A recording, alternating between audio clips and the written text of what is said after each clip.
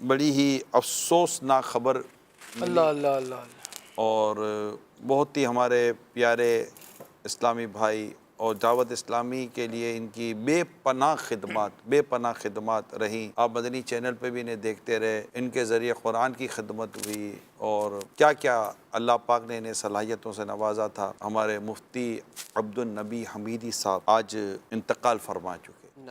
انا للہ و انا الیہ راجعون۔ بھائی صاحب، میں آپ سے بھی تعزیت کرتا آمین۔ ہوں، اور مجھے اندازہ ہے کہ آپ کے ساتھ جو ان کا تعلق تھا، آپ کے ساتھ جو مفتی صاحب کا پیار تھا، اور میں سمجھتا ہوں کہ شاید اب آپ ویسٹرن ورلڈ میں جب جب بیان کریں گے وہ آپ کو ہر بیان میں یاد آئیں گے۔ جو آپ کے ساتھ ٹرانسلیشن کا کمبینیشن، میں نے اتنا آپ دونوں کے اندر ایک کیمسٹری ملتے ہوئے دیکھی، اور پھر امیر اہل سنت کے ساتھ جو ان کی محبت کا عالم تھا۔ ہم جیسے لوگ جن کو کوئی نہیں جانتا تھا، ہمیں دعوت اسلامی میں آ کر عزت ملی، لوگوں میں پہچان ملی۔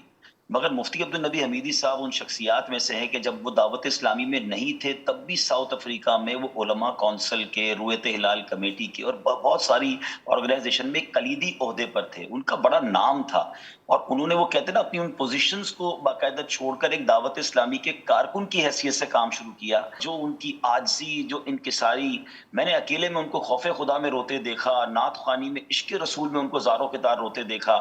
انہوں نے انگلش میں ترجمہ کنز الایمان کیا، انہوں نے تفسیر قرآن جو ہے وہ ماشاءاللہ انگلش میں لکھی، اور جو نیو مسلم کے لیے ان کی جو کوششیں ہیں، یعنی غیر مسلموں کو مسلمان کرنے میں سمجھتا ہوں شاید سینکڑوں ہزاروں لوگ ان کے ہاتھوں سے مسلمان ہوئے ہوں گے، اور ان کے شاگردوں کے ہاتھوں سے مسلمان ہوئے۔ اور امیر اہل سنت سے جو والہانہ پیار، یہ ابھی ہاسپٹل میں اتنے زبردست بیمار تھے۔ عائشہ آپ اور میں دونوں گئے تھے جب ہم پچھلے 2 مہینے پہلے ساؤتھ افریقہ یا گئے، اور میں جو ان کے بارے میں بتا رہے تھے ڈاکٹر کہ ان کے آرگنز اتنے زیادہ ڈسٹرب ہو گئے ہیں کہ بڑا مشکل ہو جائے گا، لیکن الحمدللہ یہ پھر واپس آئے، اور واپس آنے کے بعد کرم یہ ہوا کہ الحمدللہ عز و جل انہوں نے بولنا کچھ شروع کیا۔ بولنے کے بعد جو پہلا انہوں نے ارلیسٹ کام کیا وہ امیر اہل سنت کے لیے پیغام ریکارڈ کروانے کی کوشش کی۔